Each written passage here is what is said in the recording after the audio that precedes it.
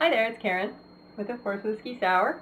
Feeling a little bit better now that the sun is starting to come out in Los Angeles. I gotta post up my double rainbow. I took a video of a double rainbow in Los Angeles yesterday, which, if you guys have been watching on the news, we've been slammed really hard with flooding and a bunch of other things that has made it just really difficult for everyone. Our cleanup crews are heroes. The firefighters, but all the volunteers and everything as well that have been helping. Where parts of roads have caved in and mudslides have been going on and stuff. So it's really worth mentioning that those people are the heroes here, and just a lot of them are going to be working straight through to Christmas to make sure that the people in the hills, that their homes are safe. Yeah, so I'm a little happier right now that the sun's come out. I'll have to post up my double rainbow video for you guys. It's just amazing. I didn't get really excited the way that one guy up in the Yosemite, if you go to YouTube, the Yosemite guy that saw that double rainbow in his front yard and just started bawling. I didn't do that, but it still is magnificent. It's a great reminder of how amazing nature is. I wrote a blog today called The Wisdom of Dr. Love, for those of you who might know who that is. That is Leo Buscaglia, and he was a professor and a lecturer, and I get a lot from him. I mentioned yesterday about how much I get from people like Beethoven. Beethoven changes the mood in my house altogether. His music, not him. He's not around anymore. So Leo Buscaglia is somebody who I find myself, when I'm feeling overwhelmed or when I feel like there's a lot of hate around or crazy things like that, I go to him. I go to his videos, I go to his teachings, I go to his even just quotes from him are great. And I don't know if I'm just getting older and a little mushier these days, but I find myself really drenched in the things that make me feel good. And I actively seek those out. I try not to be in these kind of circles that promote hate or violence or revenge or anger. Although I have written and do like to write on those topics, even some of my extracurricular writing that I do in my writings and ramblings, I have, I cover a lot of dark topics. The music that I write is quite often very dark. But I find just when I need to get centered, I go to somebody like Leo Buscaglia. And I wish I would have stumbled upon this guy in my youth. He has a fantastic array of videos on YouTube, which, even though some are closing in on 40 years ago now, and he's dead now, but he had all these lectures that were videotaped, and they still hold up today. It's part of why I tend to read and watch messages from people who lived well before me, and they have marinated in a really good way, that time tested and true.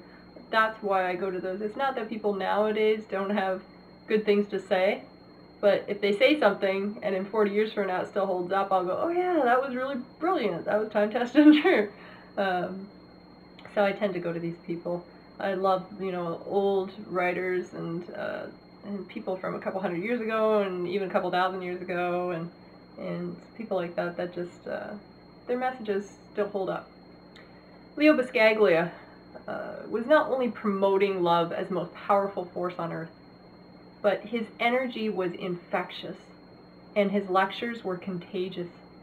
And I always would walk away feeling excited about the mysteries not yet discovered. And he gives me a real childlike perspective on adult issues that just come up every day in my work, in the companies that I'm involved with people that I meet, the people online, my family, and it's just that childlike perspective on adult issues sometimes is what's needed. And I like that his messages, while they're very deep and layered, and he's got a lot of them, they still maintain the core sense of simplicity. And some of my very favorite quotes come from him. You've probably heard some of them before because I attach them onto blogs, and I've either alluded or hit them head on before at some point in time in the hundreds of blogs that I've done. But I felt today like I needed to revisit them, even though I know them. One of my favorites by him is, I still get wildly enthusiastic about the little things. I play with leaves, and I skip down the street and run against the wind. It's one of my favorites by him. In a society where we are taught to strive for the big things, I am finding more and more that I love the little things. And what I find interesting about this quote is that the leaves and wind are not actually little things. That's the funny part of it all.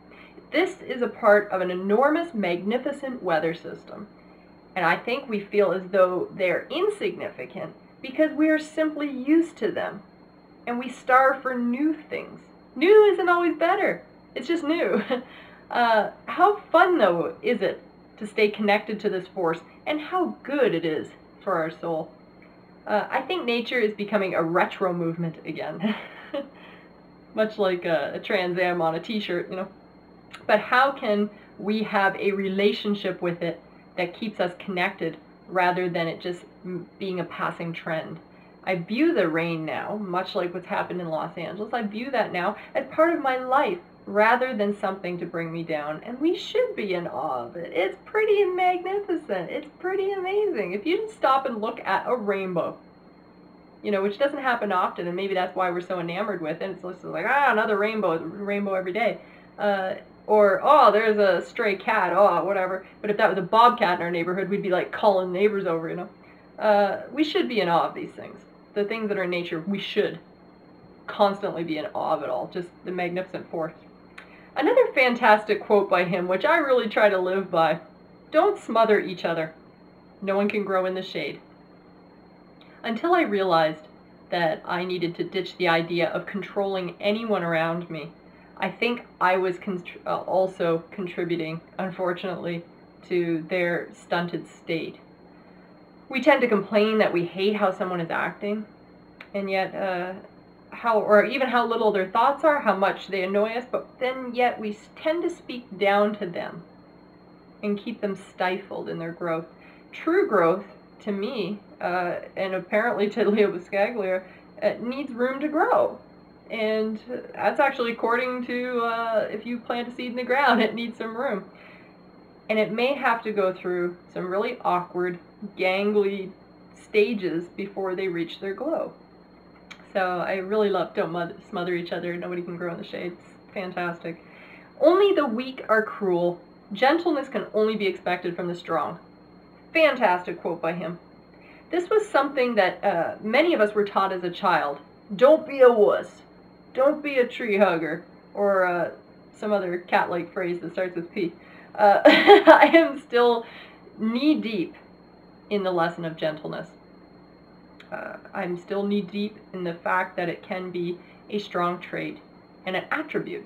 That one has taken me a really, really long time to digest, generally because people who are cruel are in a self-defense mode and may have reached a point where their decisions are just based on desperation. You can't trust anyone who makes a decision based on desperation, you know. Some of us are forced to make decisions, but if that's your way of making decisions, it generally does come from people who are cruel. If you hang out with enough gentle people, you soon realize that the cruel ones are only hurting themselves and are not triumphing over the weak. They are the weak. I sat in a restaurant with a dear friend this week, and he's such a gentle spirit.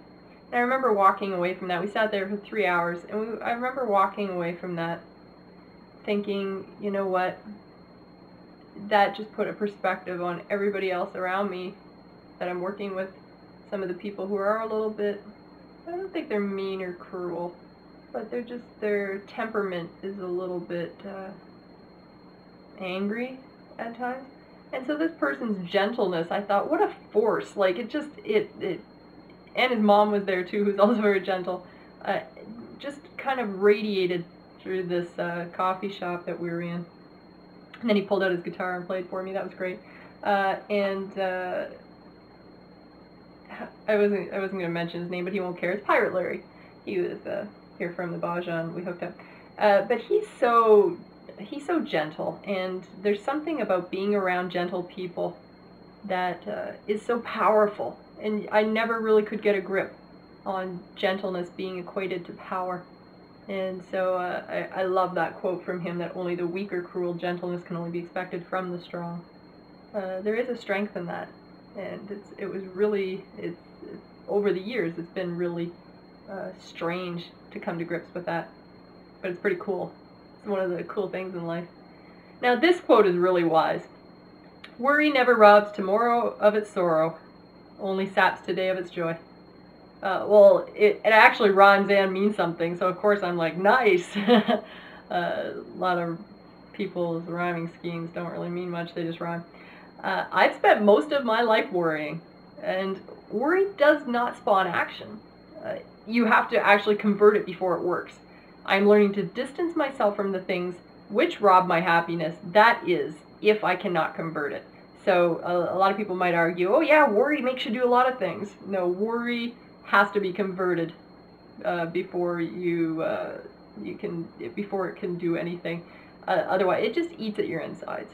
It's eaten a great big hole at my insides for years, I can assure you. It doesn't do anything. And I'll end with this quote from him. Don't brood. Get on with living and loving. You don't have forever. Something I find interesting is that living and loving are things I can do while the world is going crazy.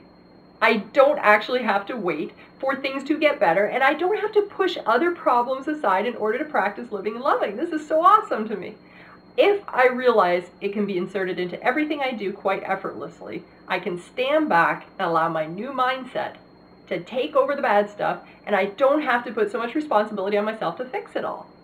This is awesome, just by living and loving. The attitude shift can make my conversion to a healthier lifestyle far more seamless. Awesome. I love that quote from him. And you know what? It can really seem redundant to revisit the special messages that we're taught. But when our lives become increasingly cluttered, increasingly crazy, and we grow increasingly in our depression and sadness, we sometimes have to go back to the beginning and return to the simple message, which has proven to work. Love has proven to work. And love started it all, has proven itself, and I try to stay aware that the things, of all those things, which distract me from it. The news, the bickering, the gossip, the arguments, new techniques, new science, new trends that are out there. They are all parts of our life that we're meant to be experienced to some degree for our own growth, our own wisdom, and if we can learn something from them. But returning to love is what keeps me grounded in a very fulfilling way, and it strips the cobwebs, not to mention it fires up new life. So I signed off today, off to jump in a puddle. And I also said my quote quota has been used up. I can only, it's part of the contract, isn't it, Whiskey? I can only use so many quotes in my blog, that's it. So I wanted to share the wisdom of Dr. Love with you guys. For those of you who don't know who that is, Leo Buscaglia, what a guy with his head screwed on straight, and how loving and infectious and contagious his message is. And, you know, I wouldn't say I'm a follower of, you know, anybody. I have a bunch of teachers in my life, past, present, that I gain perspectives from. But Leo is definitely somebody who I can go back to and go, yep, love. And, you know, many religions and many cultures and many beliefs teach love. A lot of the problems is they get overshadowed by other people's agendas with them. And so I think if we can maintain just love, you know, at the center of it all, it's a good way just to get rid of those cobwebs and clear a space for some new vibrant life to take over again. And I think we need this. We need this so much. So I really encourage all you guys who are super loving, just keep doing it. Keep doing what you're doing. I know it's hard and sometimes it feels like it's not rewarding and it can be tiring and you can have a lot of people coming to you with their needs and their problems, but boy, we need it. We just need it. So especially this time of year. I'll harp on that again. Go show tons of love, and if you feel anxiety from people who are in the room with you this Christmas or whatever, love, hugs, more hugs, love. I think that's the key. So I will quit my blithering and rambling today, and I will sign off and tune in with you guys again tomorrow. So until next time, from Whiskey Sour and me, rock on.